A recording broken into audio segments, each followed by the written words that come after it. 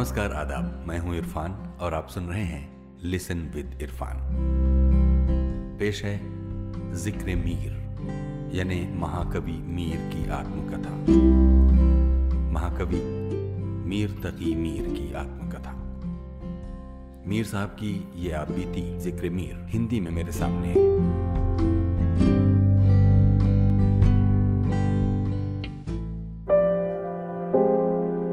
बायजीद से मुलाकात।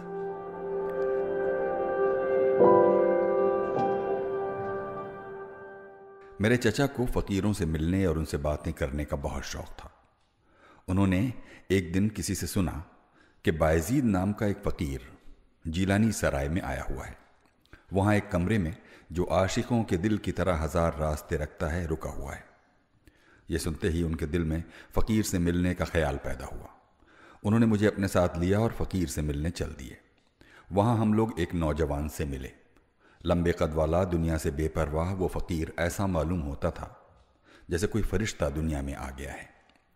आदमी की जान से प्यारा, पत्थर का तकिया लगाए, ज़मीन को बिस्तर बनाए, टूटे दिल, खुले चेहरे वाला, घुटी हुई रूह और तपते हुए दिल वाला वो फकीर, ऐसा कि अगर तेज़ नज़र वाला भी उसके सामने पहुंच जाए तो वो भी उसकी तरफ नज़र न उठा सके। किसी से भी कुछ न मांगता और अपने हाल में ज़िंदगी के दिन गुजारता। आंखें बंद रहती, दिल खुदा की याद में डूबा रहता। रोटी की तरफ आंखें उठा कर न देखता, पानी पीने की ज़रूरत न महसूस करता, हर बात की तह में जाता, तरह तरह की मुश्किलें झेलता। उसका लिबास फ़कीरों का लिबास था। उसने हम लोगों से पूछा, तुम कौन हो, कहाँ से आ रहे हो? तुम्हारे चेहरे से पता चलता है कि दर्द की मिठास और दिल की जलन से वाकिफ़ हो। मेरा नाम अमानुल्लाह है। ये सुनकर उसने बैठने का इशारा करते हुए कहा, आओ थोड़ी देर तुमसे बातें करें।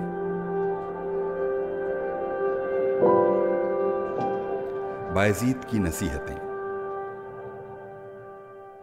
ऐ अजीज, अगर वो सर से पैर तक नाज में डूबा हुआ महबूब आंखों के सामने हो तो उसे हमेशा रहने वाली जन्नत समझो, और अगर वो आंखों से ओझल हो जाए तो उसे दोज़ख जानो।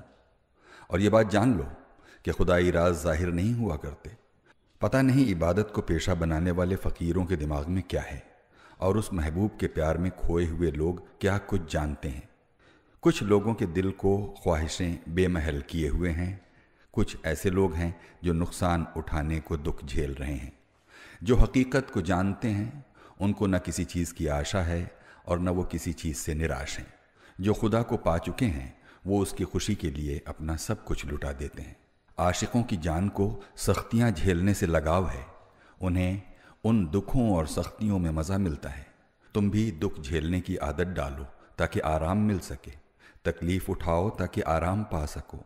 इस दुनिया से अपना दिल हटाना अच्छा है, चाहे खुदा का ज्ञान मिल सके या न मिल सके। अगर न मिल सके तब भी अच्छा है। दुनिया को एक न एक दिन मिट जाना है, क्योंकि उसकी बुनियाद वहम पर टिकी हुई है। ये नीला आसमान एक दिन फट पड़ने वाला है, क्योंकि उसे हवा में लटका दिया गया है। अगर तुम चाहते हो कि अपनी मंजिल तक पहुंच सको तो किसी दिल में अपनी जगह बनाओ, और तुम अपने हाथों से जितनी भी खिदमत कर सकते हो करो, और खुदा के लिए करो। अगर तुमने दरिया को जान लिया है और उसकी गहराइयों तक नहीं पहुंच पाए हो तो भी उसके किनारे पर खड़े रहो। अगर मर जाना तुम्हारे बस की बात नहीं है तो भी मर जाने को तैयार रहो। मंदिर मस्जिद के बखेड़ों से छुटकारा पालो, यानी जहां रहो खुदा के बन जाओ। खुदा तक पहुंच जाने वाले 2 हिस्सों में बटे हैं। एक वो हैं जो दीवार पर की तस्वीरों की तरह बेजान हैं। ये लोग दुनिया को बनाने वाले कारीगर की कारीगरी देखकर अचंभे में पड़ गए हैं। उन्होंने जो कुछ देखा है, जो कुछ समझा है, यानी वो किसी के बताने के कुछ काबिल नहीं है। दूसरे वो हैं जिनके पास बादाम से भरी ज़बान है, यानी उनमें से हर एक का महबूब बोलती हुई ज़बान की बात ही समझता है। महबूब की पलकों की हालत सैकड़ों ज़बानों से बताता है। इसलिए महबूब के जलवों में खोने वाले इंसान के कमालात गिने नहीं जा सकते, और इस होश खो देने वाले इंसान की बातें बताई नहीं जा सकती। चूँकि ये पहली मुलाकात थी, इसलिए चचा ने बायजीद को तकलीफ़ देना मुनासिब न समझा। वो वालिद के पास आए और उनसे ये सब बातें बताईं। वालिद ने कहा, हर फूल की रंगत अलग बू भी अलग है। ऐसे लगन रखने वाले फ़कीर कहाँ मिलते हैं, उनसे बराबर मिलते रहा करो। एक और दिन असर की नमाज के बाद मुझे साथ लेकर चचा बायजीद की मुलाकात को गए। उन्होंने बड़ी मेहरबानी के साथ हमारा स्वागत किया और अपने सामने बैठा लिया। चूँकि मैं कमसिन था इसलिए चचा से मेरे बारे में पूछा। चचा ने बताया अली मुत्तकी का लड़का है। बायजीद ने कहा फिर क्या पूछना है, इसके बाप तो बड़े बुजुर्ग हैं, राजों को जानने वाले हैं, वो एक ऐसे दरिया हैं जिसमें कीमती मोती निकलते हैं। हम फ़कीर तो मुफलिस हैं, हमसे क्या हो सकता है। फिर मुझसे कहा ऐ लड़के, मेरी तरफ से सलाम के बाद कहना कि अब तक कदम चूमने ना आ सकने की वजह यह नहीं है कि मिलने की ख्वाहिश नहीं थी, उसकी वजह यह है कि पैर टूटे हुए हैं और मेरी किस्मत ख़राब है, और ये दोनों ये चाहते हैं कि मैं उस वीराने से बाहर न निकल सकूं। आप बड़े बुज़ुर्ग हैं और मैं आपके सामने एक छोटा सा फ़कीर। किसी ख़ास वक्त अगर मौका मिले तो मुझ जैसे मुफलिस के लिए दुआ कीजिएगा। ये कहकर बात बदली और चचा से कहा ऐ अज़ीज़, फ़कीरों की बात गौर से सुनो। हम खुदा की जो इबादत करते हैं वो हमारे अपने लिए है। खुदा को हमारी इबादत की ज़रूरत नहीं है, वहाँ तो खुदाई है, उसे हमारी क्या परवाह। हमारी इबादत सिर्फ यही नहीं है कि अपनी इबादत का घमंड कर लें और खुदा पर भरोसा करके बैठे रहें। अगर खुदा हमारी इबादत कबूल करे तो बड़ा एहसान है, हम तो उसके बंदे हैं। अगर वो हमें किसी काबिल न समझे तो हम इसके सिवा क्या कर सकते हैं कि हम अपने किए पर शर्मिंदा हों। ये जो तुझे तेरे नफस के धोखे में डाल रखा है कि तू भी कुछ है, ये तेरी बदनसीबी है। जब तू अपने आप को जान लेगा तो तुझे मालूम होगा कि तुझे कुछ भी नहीं मिल सका था। तूने जिस महबूब से दिल लगाया है वो अपनी सुंदरता में खोया हुआ है। तूने क्या सोच लिया, क्या तय कर लिया है, किस ख्याल में पड़ गया है, किससे दिल लगा लिया है। वो महबूब कभी तूफ़ान उठाता है और कभी इज्जत देता है। इसका ख्याल रख कि कभी भी किसी का दिल तुझसे न दुखे और कभी तेरे जुल्म से किसी का दिल चूर न हो। दिल को आसमान कहा जाता है क्योंकि दिल उस चांद यानी खुदा के रहने की जगह है। नहीं दुखाता कोई दिल इसी ख्याल से मैं कि कौन जाने वहाँ तेरी अंजुमन निकले। ऐ अज़ीज़, वो महबूब से दोस्ती रखता है यानी आशिकों का दोस्त है और ज़ाहिर में उनसे बेपरवाह है। जब वो तराक़बे में होते हैं वो महबूब उनके दिल में आ जाता है और जब आंखें बंद कर लेते हैं तो उनकी सूरत नज़र के सामने आ जाती है। जिस दरवाजे से चाहते हैं वो आता है, जिस रंग में उसकी खोज करते हैं उसे पा लेते हैं। दुख और सुख उन आशिकों की हालत के साथ है। जब वो खुश होते हैं तो दुनिया से दुख दर्द दूर हो जाता है। जब वो गम में डूब जाते हैं तो कली भी नहीं खिलती। लेकिन उनका चलन जग से निराला है कि महबूब उनकी गोद में है और खोज में खून बहाते हैं। खुदा जाने ये खुदा से क्या लेना चाहते हैं। कहने को कोई ख्वाहिश नहीं मगर हर वक्त घुलते रहते हैं। क्या तूने नहीं सुना कि हज़रत मूसा के ज़माने में काल पड़ा और लोग मरने लगे। लोगों ने हज़रत मूसा से कहा कि आप खुदा से दरख्वास्त करें कि पानी न बरसने से परेशान हैं और अब उनमें इतनी ताकत नहीं रह गई है कि वो मुसीबतें झेल सकें। हज़रत मूसा तूर पर गए और वो सब बातें खुदा से कहीं। उन्हें जवाब मिला कि ऐ मूसा, एक घूरे पर एक फ़कीर बैठा हुआ है, मुझको उसकी बकवास बहुत पसंद है। जब तक वो नहीं बोलेगा हम भी पानी नहीं बरसाएंगे। ये सुनकर जब हज़रत मूसा उस ढेर पर गए तो देखा एक फ़कीर काला कंबल ओढ़े पड़ा है, उसका अंग इश्क के दरिया में डूबा है। हज़रत मूसा को देखते ही बोला, ऐ मूसा, तुम यहाँ कैसे आए? क्या तुम्हारा दिल भी किसी से अटका हुआ है? मूसा ने कहा, पानी न बरसने के कारण काल छा गया है, किसी की दुआ का असर नहीं हो रहा है। मैंने खुदा से बात की, मालूम ये हुआ कि उन्हें मालूम है कि तुमने अपनी बकबक बंद कर दी है। जब तक अपनी रिवाज के मुताबिक बकझक न करोगे न हवा बादल लाएगी और न पानी बरसेगा। खुदा के लिए थोड़ी देर को आसमान की तरफ मुंह करके बैठे रहो, कुछ बको झको और इस बला को हमारे सिर से टालो। उस फ़कीर ने मूसा से ये बात सुनकर कहा कि तुम इस धोखेबाज को नहीं जानते और तुमने मेरी तरह इससे दिल लगाया है। इसकी बातों में बहुत गहराई होती है। खुदा की पनाह, मैं उसकी बातों में नहीं आने वाला हूँ। अलबत्ता तुम उसके रसूल हो, अगर उसके रसूल का हुक्म न मानूं तो काफिर हो जाऊं। खुदा के साथ खो जाओ, नबी से होश में रहना। غرض موسیٰ کے کہنے پر خدا کے عشق میں کھوئے اس فقیر نے آسمان کی طرف منہ اٹھایا اور کہنے لگا، اے دھوکے باز اور سکون کو لوٹنے والے، اب سے پہلے بادل، ہوا، پانی سب تیرے قبضے میں تھے اور اب میرے غلام ہو گئے ہیں۔ اب یہ دھوکہ دینا چھوڑ دے اور لوگوں کے حال پر رحم کر۔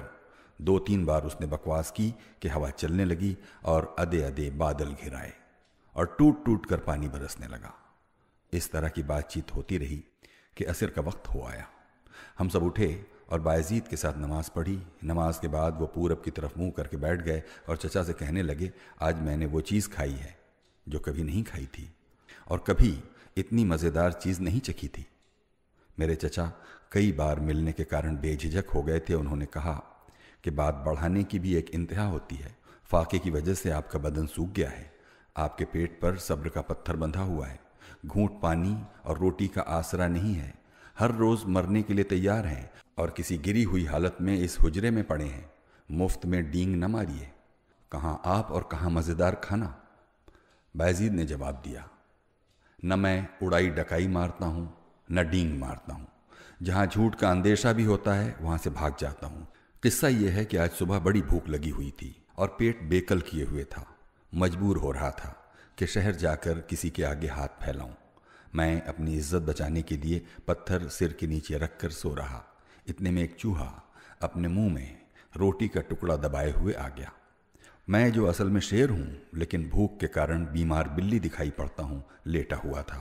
اس نے مجھے دیکھا تو روٹی کا ٹکڑا چھوڑ کر بھاگ گیا۔ مجھے کچھ خوشی ہوئی اور وہ ٹکڑا لے لیا۔ پانی تھا نہیں کہ اسے دھو لیتا۔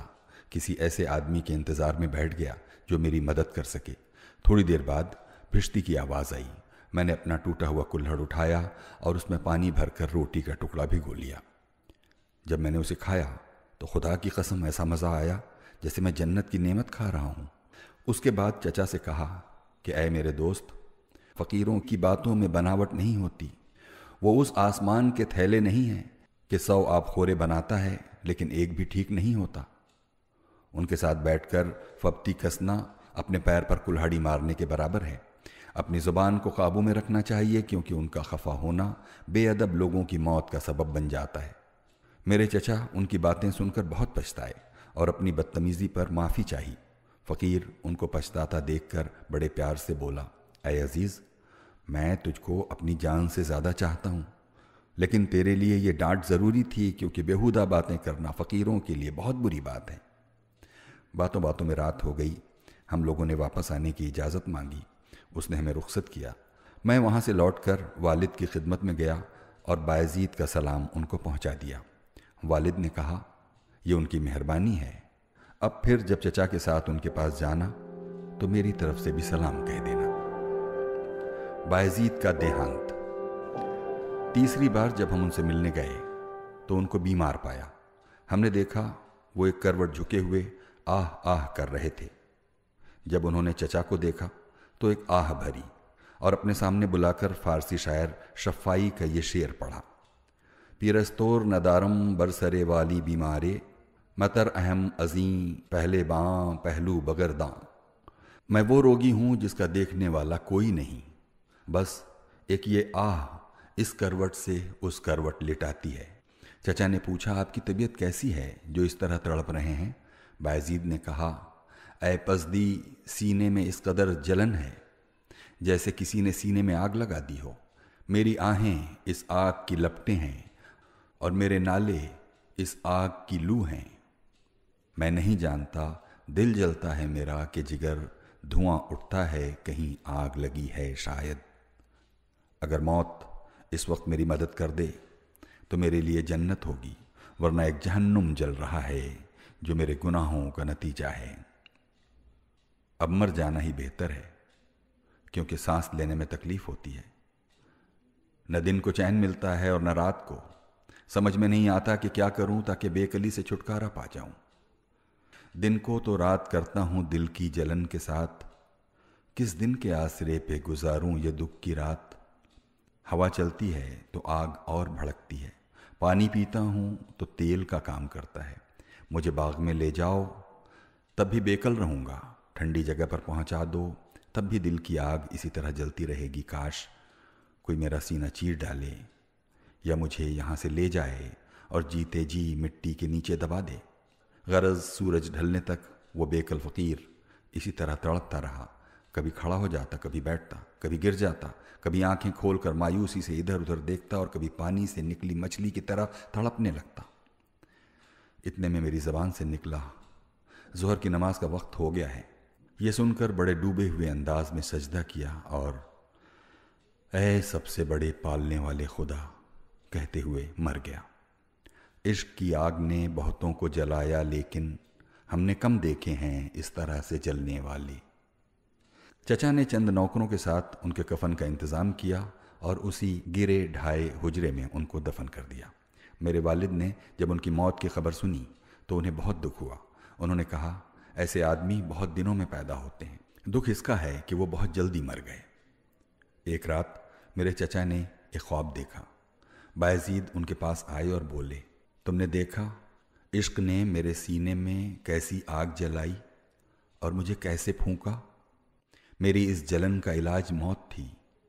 جب میرے محبوب نے میری بےکلی دیکھی، مجھے اپنی رحمت کے سمندر میں ڈال دیا اور مجھے میری مانگی ہوئی چیز دے دی۔ میری بےکلی دور ہو گئی اور مجھے آرام مل گیا۔ یہ خواب دیکھ کر ان کا دل اچاٹ ہو گیا۔ انہوں نے لوگوں سے ملنا جلنا بند کر دیا۔ کبھی کبھی کہتے، بایزید عجیب دل جلے انسان تھے، جب تک زندہ رہوں گا ان کے چھٹنے کا زخم ہرا رہے گا۔ انہوں نے میرے والد سے بھی اپنے اس خواب کا ذکر کیا۔ والد نے کہا، اس میں اچنبھے کی کیا بات ہے، خدا بخشنے والا ہے۔ سنو، تمہیں ایک قصہ سناؤں۔ ایک بہت مشہور فقیر حضرت بایزید اسبتامی کے پڑوس میں ایک پارسی رہتا تھا۔ 40 ورش سے اس کی فقیر سے ملاقات تھی۔ ہر صبح وہ تختے بجا کر پوجا کرتا تھا۔ ہر روز بایزید کہتے تھے کہ تختے بجانے سے تو جنت میں نہیں جائے گا، اگر تو جنت میں جانا چاہتا ہے تو تو مسلمان ہو جا۔ ایک دن اس نے سوچا، بایزید پاگل نہیں ہے جو 40 سال سے مجھے لگاتار مسلمان ہو جانے کے لیے کہہ رہے ہیں، اس میں ضرور کوئی فائدہ ہوگا۔ یہ سوچ کر وہ ان کے پاس آیا اور کہا کہ تم ہر صبح مجھ سے مسلمان ہونے کے لیے کہتے ہو، کیا تم یہ بھی کر سکتے ہو کہ مجھے جنت میں جگہ دلانے کا وعدہ کر لو؟ حضرت اسبتامی اس وقت بے ہوش تھے اور انہوں نے کاغذ منگایا اور اسے جنت کی ضمانت لکھ کر دے دی۔ وہ چلا گیا اور اسی وقت مسلمان ہو گیا۔ اسی ہفتے وہ مر گیا۔ اس کے گھر والوں نے اس کے کہنے کے مطابق کاغذ کا وہ ٹکڑا کفن میں چپکا کر اسے دفن کر دیا۔ جب فقیر ہوش میں آئے تو ان کو احساس ہوا، بے چین ہو گئے۔ ان کے ایک مرید نے وجہ پوچھی تو بتایا کہ بے ہوشی میں ایک ایسا وعدہ کر لیا ہے جس کا پورا کرنا میرے بس میں نہیں ہے۔ مرید نے کہا، ہاں، اس دن ایک پارسی اپنے بخشنے کی ضمانت لکھوا کر لے گیا تھا، لوگ کہتے ہیں کہ وہ مسلمان ہوا اور مر گیا۔ یہ سن کر فقیر بے ہوش ہو گئے۔ جب ان کے منہ پر پانی چھڑکا گیا تو ہوش میں آئے اور بولے کہ مجھے اپنے بخشے جانے کا وشواس نہیں ہے، یہ دل کہاں سے لاؤں کہ کسی اور کو بخشوانے کی ہمت کروں؟ آخر گرتے پڑتے اس پارسی کی قبر پر گئے اور مراقبے میں گئے۔ دیکھا کہ پارسی ہاتھ میں وہ کاغذ لیے بیٹھا ہے۔ انہیں دیکھ کر بولا، اے بایزید، تم نے جو کچھ لکھ کر دیا تھا وہ میرے کسی کام کا نہیں ہے۔ تمہارا پرچہ دکھانے سے پہلے ہی اس بخشنے والے نے مجھے خود سے اتنا قریب کر دیا کہ فرشتے بھی دنگ رہ گئے۔ لو، یہ رہا تمہارا کاغذ، اسے لو اور چلے جاؤ۔ تو بھائی، جب خدا ایسے لوگوں کو بخشتا ہے تو تمہارے بایزید تو دنیا کے اچھے آدمیوں میں تھے۔ اگر وہ خدا کی رحمت کے سمندر میں نہ ڈوبتے تو جو کچھ انہوں نے تکلیف اٹھائی تھی وہ ان کے کس کام آتی؟ میر ملکی کی فقیرانہ باتیں۔ میرے والد نے چچا کو نصیحت کرتے ہوئے کہا، اے پیارے بھائی، جب تم جانتے ہو کہ وہ سدا بہار پھول ہزار رنگ میں اپنے کو ظاہر کرتا ہے، یہ باغ اس کا سجایا ہوا ہے، یہ رنگ اسی کے ہاتھوں بھرے ہوئے ہیں، تو آنکھیں دیکھ بھال کر کھولو، اس سنسار کے ذرے ذرے میں اس کی پرچھائی ہے۔ اگر تم نے اس کی ادا پہچان لی ہے تو تمہارا دل جیتا ہوا ہے۔ جس آدمی کی آنکھ کھلی ہوئی ہے وہ جانتا ہے بلبلا اور لہریں دریا ہی سے ہیں۔ اگر انسان انجان رہے تو اسے گیان نہیں ہو سکتا، اسی طرح جیسے کنارے پر کھڑا ہوا آدمی دریا کے بارے میں کچھ نہیں جانتا۔ آؤ، اس دھوکے کی ٹٹی سے نکل کر اس کی ذات میں گم ہو جائیں۔ جوانی بیت گئی، اس کے ساتھ زندگی کا مزہ بھی چلا گیا۔ 60 سال کا دن ہوا، بڑھاپا سر پر آ پہنچا، کمر جھک گئی، بدن کمزور ہو گیا، مزاج کی امنگ چلی گئی، آنکھوں میں دیکھنے کی طاقت نہیں، دل کھٹا ہو گیا، دانت ہلنے لگے، بال سفید ہو گئے، دل بے آس ہو گیا۔ اب بناؤ سنگار چھوڑ دو، فقیری کی سجاوٹ کے دن بیت گئے، قلندری چوچلے کا زمانہ گیا۔ دوسری دنیا کے لیے سوجھ بوجھ سے کام کرو، یعنی تم جیسے ہو اپنے کو ویسا ہی دکھاؤ، اپنے کو عقل کی روشنی سے سجاؤ۔ اگر محبوب کعبے میں جلوہ گر ہے تو مسلمان ہو جاؤ، اگر اس کا جلوہ مندر میں نظر آئے تو کافر ہو جانا کوئی برا نہیں، وہ جہاں ملے اسے اپناؤ۔ کبھی مندر میں ہو آؤ، کبھی مسجد میں ہو آؤ، کہ مقصد تو اسے پانا ہے جس محفل میں ہو پاؤ۔ تھوڑے دنوں کے لیے ایک کونے میں بیٹھ رہے دنیا سے الگ تھلگ ہو جاؤ، لوگوں کی نظروں سے چھپ جاؤ، کسی کی طرف توجہ نہ کرو، صرف خدا کا دھیان رکھو۔ اب وہ گھڑی ہے کہ پلک جھپکے اور موت آئے، کب تک بے ہوش رہو گے؟ نہ جانے تم کس سوچ میں گم ہو کہ اپنے زخم کی پپڑیاں نہیں اتارتے۔ بس اب لالچ کے پیچھے نہ بھاگو، اپنی سفید داڑھی کی لاج رکھو۔ اگر تم سے کوئی کرامات ہو بھی جائے تو گھمنڈ نہ کرنا، کیونکہ جو بھی گھمنڈ کرتا ہے اسے شرمندہ ہونا پڑتا ہے۔ جب چچا یہ بات سن کر ان کے پاس سے اٹھے تو انہوں نے طے کر لیا کہ اب کہیں جاؤں آؤں گا نہیں، صرف دن میں 2 بار اپنے پیر یعنی میرے والد سے مل لیا کروں گا۔ ایک دن میرے والد نے میرے چچا سے کہا کہ بھائی، دماغ دن بدن کمزور ہوتا جا رہا ہے، کیسا رہے اگر اسے قرآن شریف یاد کرنے میں لگایا جائے؟ چچا نے کہا یہ بڑی اچھی بات آپ کے دل میں آئی۔ اس کے بعد 1.5 سال کے اندر دونوں نے قرآن شریف یاد کر لیا۔ میرے والد کی موت کے بارے میں پیشین گوئی۔ ایک دن چچا اور والد قرآن شریف پڑھ رہے تھے کہ اسد اللہ نام کا ایک فقیر نیلا کپڑا پہنے اور ٹوپی اوڑھے آیا۔ والد نے کہا کہ اے نیلے کپڑے والے سوداگر، تم نے اتنی دور کا سفر کیوں کیا اور راستے کی کٹھنائیاں کس لیے جھیلیں؟ وہ فقیر سامنے آ کر پیروں پر گر پڑا۔ والد نے اس کا سر چھاتی سے لگایا اور اپنے پاس بٹھایا۔ میرے چچا نے پوچھا یہ کون ہے؟ والد نے کہا یہ میرے بہت پرانے دوست ہیں۔ انہیں اور زیادہ حیرت ہوئی جب انہوں نے کہا کہ میں نے آج سے پہلے انہیں کبھی نہیں دیکھا۔ والد نے کہا ہم آتے دونوں ایک ہی گرو کے چیلے ہیں۔ یہ فقیر ہر سال گرو کی خدمت میں تھے۔ ایک بار میں نے گرو سے کہا کوئی ایسا طریقہ بتائیے کہ میں جان لوں کہ اب میں مرنے والا ہوں، تاکہ مرنے کی تیاری کر لوں اور دوسرے تمام ناطے توڑ ڈالوں۔ گرو نے کہا جب تم سے ملنے یہ نیلے کپڑوں والا فقیر آئے تو سمجھ لینا کہ تم دوسرے سال تک جیوت نہیں رہو گے، اور جان لینا کہ تمہاری موت کو کم دن رہ گئے ہیں۔ چچا نے جب یہ سنا تو ان کو بڑا دکھ ہوا، کہنے لگے اگر خدا نے چاہا تو میں یہ سب دیکھنے کو زندہ نہیں رہوں گا، میں دنیا سے چلا جاؤں گا تاکہ میں یہ دکھ نہ اٹھاؤں۔ جب آنے والے فقیر سے باتیں ہونے لگیں تو اس نے بتایا کہ کچھ دنوں سے میرا کام مندہ ہے، دکان چل نہیں رہی تھی، مال کا کوئی گاہک نہیں تھا، رات بھر لگ کر مال بناتا، پھر صبح کو یوں ہی ڈال دیتا، جو کچھ پونجی تھی وہ گھاٹے میں چلی گئی، آخر مایوس ہو کر بیٹھ رہا۔ ایک دن اسی دکھ میں زمین پر لیٹا تھا کہ آنکھ لگ گئی، دیکھا کہ میرے گرو سرہانے کھڑے ہیں اور کہہ رہے ہیں کہ اسد اللہ، اگرچہ سفر میں بڑی کٹھنائیاں ہیں اور راستہ بھی بہت لمبا ہے، لیکن ایک بار تمہارا آگرے جانا اور علی متقی سے بھینٹ کرنا بہت ضروری ہے۔ میرا ان سے ایک بات کے بارے میں یہ طے ہوا تھا کہ جیسے ہی تم پہنچو گے وہ سب کچھ جان لیں گے، سو تمہیں چاہیے کہ جلدی چل نکلو اور اس کا غم نہ کرو کہ تمہارا ویاپار مندہ ہے، جب وہاں سے لوٹو گے تو تمہارا مال ہاتھوں ہاتھ بک جائے گا۔ میری آنکھ کھل گئی، میں نے اپنی دکان اپنے چیلے کو دی اور جو کچھ روکھا سوکھا مل سکا راستے کے لیے لے لیا اور چل کھڑا ہوا۔ تھوڑے ہی دنوں میں ایک دنیا سے دوسری دنیا میں آ گیا، یعنی کبوت جامع سے آگرے پہنچ گیا اور تم سے بھینٹ کی۔ اب میرا لوٹنا تمہارے ہاتھ میں ہے، جب کہو گے چلا جاؤں گا۔ والد ہنسے اور کہا اسد اللہ، ہوا کے گھوڑے پر کیوں سوار ہو؟ تمہارا مال سڑ تو نہیں جائے گا جو اتنے بے چین ہو؟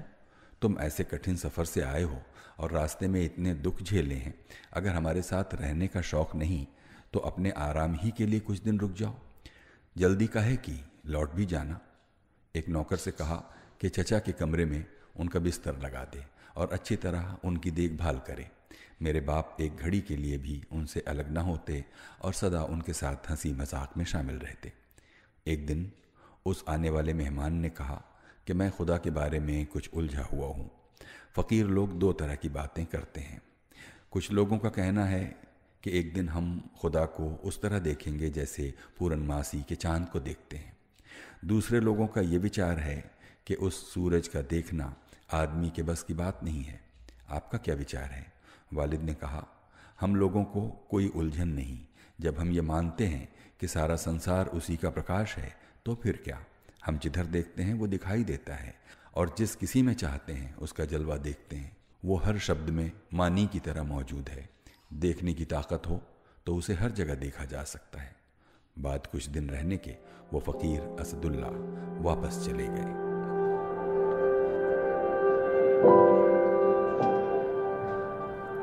چچا کا دیہانت۔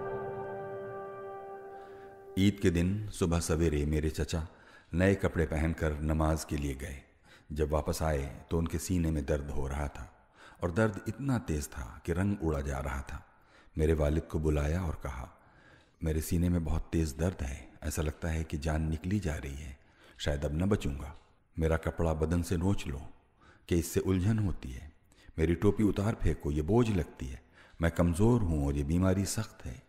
شام تک دکھ اور بڑھ گیا۔ آہ آہ کرنے لگے اور بہت دکھی دکھنے لگے۔ صبر کرتے تو کلی کے سامان مرجھا جاتے، آہ بھرتے تو پھول کی طرح بکھر جاتے۔ جب دکھ بہت بڑھتا تو آہیں بھرتے، اور ایسی کہ آہوں کا دھواں آسمان پر پہنچتا۔ کبھی جب بولتے تو یہ ربائی پڑھتے، وقت است کے روب مرگ یک مارا کنیم، درد نہ داریم کے ماں چارہ کنیم، بیماری صوب عشق دارد دل ماں، گرزامہ گزاریم کفن پائے کنیم۔ یعنی اس وقت ہمیں جینے سے مرنا اچھا، اس دکھ کی کوئی دوا نہ کرنا اچھا، اس دل کو غم عشق کی بیماری ہے، اس روگ میں دنیا سے گزرنا اچھا۔ جب رات ڈھلی تو کمزوری اور بڑھی۔ اپنے پیر سے کہنے لگے کہ دل نے بڑے دکھ جھیلے، آنکھیں غم سے پتھرا گئیں۔ آپ اس شراب خانے کا بھید جاننے والے ہیں۔ اگر میرے جیون کے پیالے میں کچھ شراب باقی ہو تو وہ کسی اور کو دے دیجیے، کیونکہ اس درد میں اب اور نہیں جیا جاتا۔ میں موت کی کڑواہٹ کو زندگی کی مٹھاس سے 100 بار زیادہ گوارا سمجھتا ہوں۔ بس اب نظر کیجیے کہ اس دکھ سے نجات ملے، رحم کیجیے کہ آرام ہو۔ رات گزرے، رات کو پہننے والی اپنی ٹوپی مجھے دی اور کمزوری کی وجہ سے آنکھیں موند لیں۔ صبح ہوتے ہوتے ان کی جان بھی ہونٹوں پر آ چکی تھی۔ ادھر اذان دینے والے نے اللہ اکبر کہا، ادھر یہ راتوں کو جاگنے والا بیمار ہمیشہ کے لیے سو گیا، یعنی دل پر ہاتھ رکھا اور جان بخشنے والے پر اپنی جان بھیٹ کر دی۔ ان کے پیر نے پگڑی اتار پھینکی، گریبان پھاڑ ڈالا۔ اس دکھ میں جو جان لیوا تھا چھاتی پیٹنے لگے۔ ان کے مرید دلوں پر ان کے بچھڑنے کا داغ لیے سر پر دھول اڑاتے پھر رہے تھے۔ اسی دکھوں سے بوجھل فضا میں میت کی تیاری بھی ہوتی رہی۔ آخر اس کا درد رکھنے والے انسان کا جنازہ تیار ہوا۔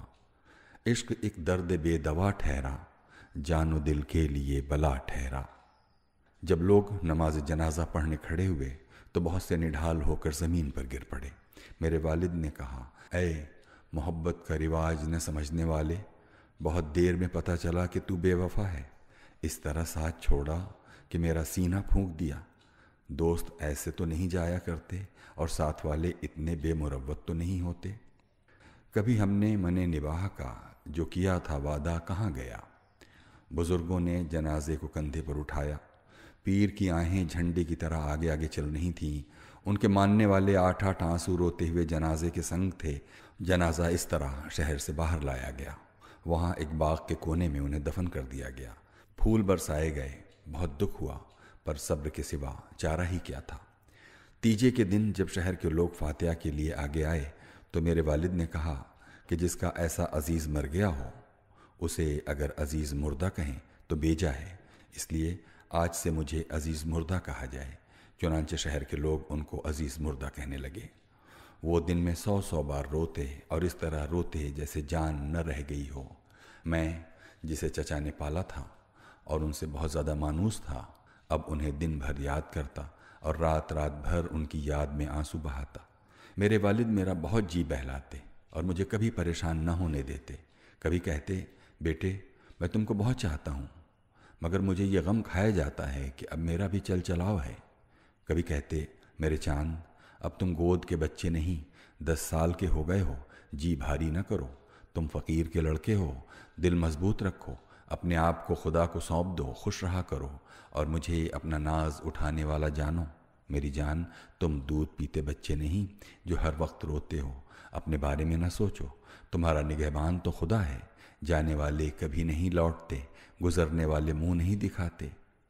بیٹے یہ دنیا آنی جانی ہے، یہاں جو بھی ہے وہ چلنے پر کمر کستا ہے۔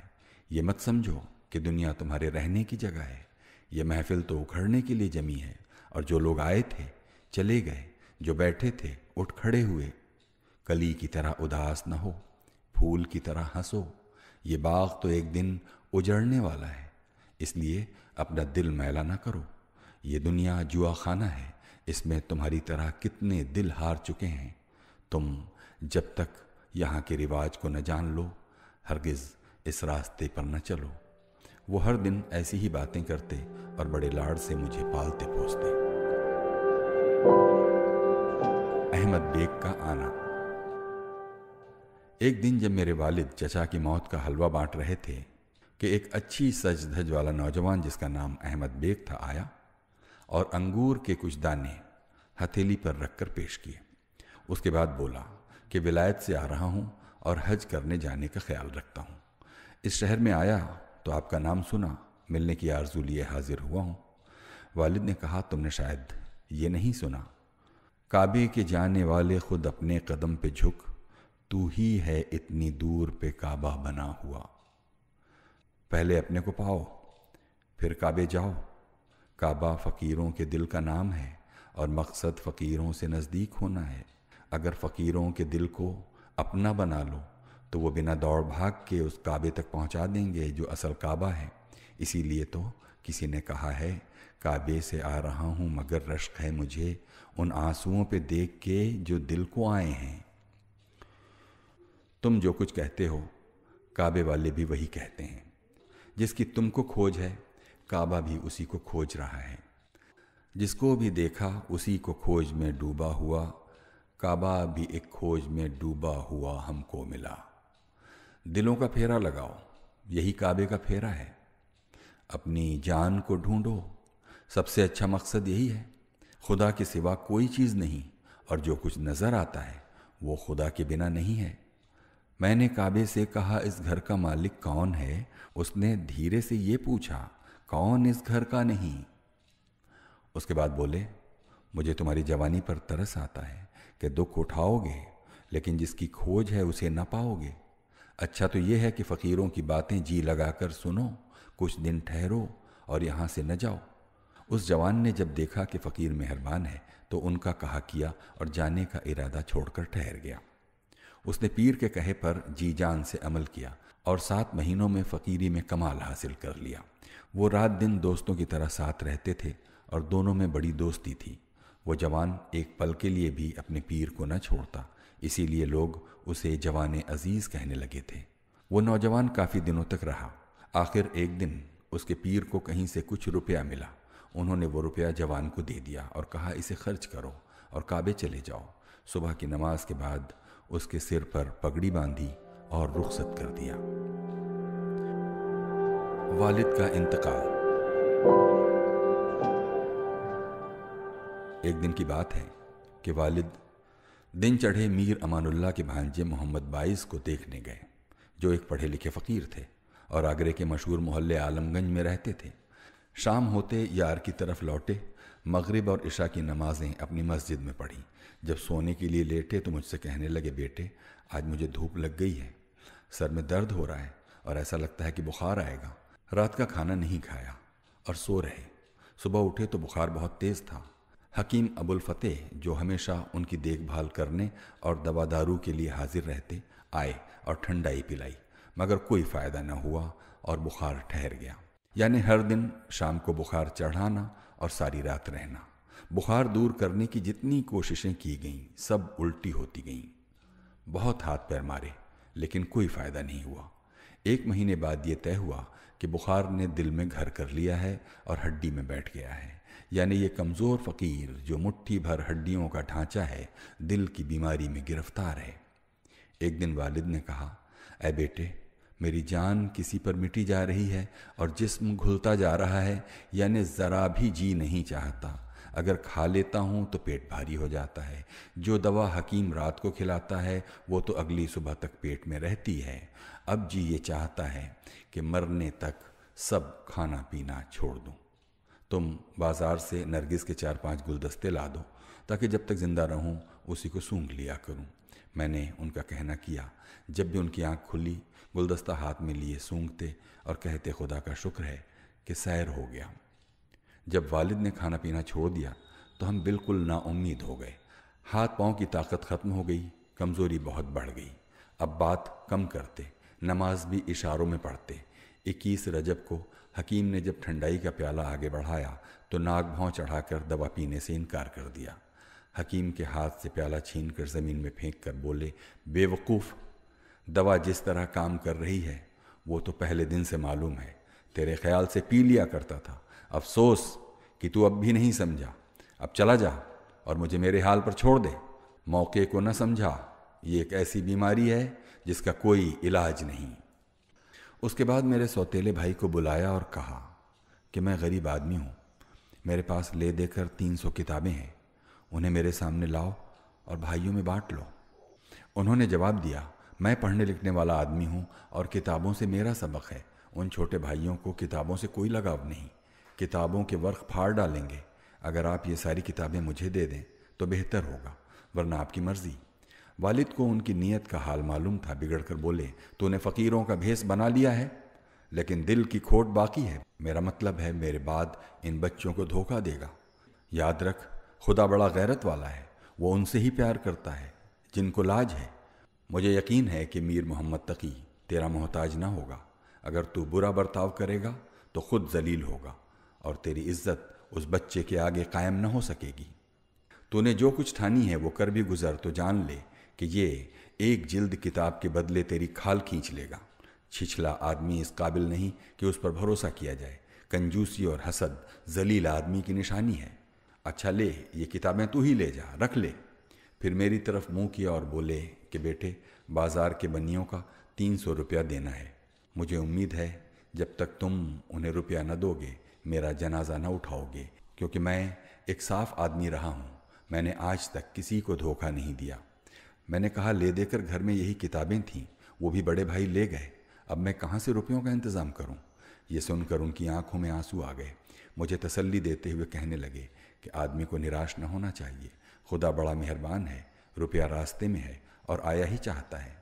چاہیے تو یہ تھا کہ میرے جیتے جی روپیہ آ جائے، لیکن عمر کی چند گھڑیاں باقی ہیں، اب رکنا میرے بس میں نہیں ہے۔ یہ کہہ کر مجھے دعا دی، خدا کو سونپا، 2-4 بار سانس دی اور ہمیشہ ہمیشہ کے لیے مجھے چھوڑ کر چل دیے۔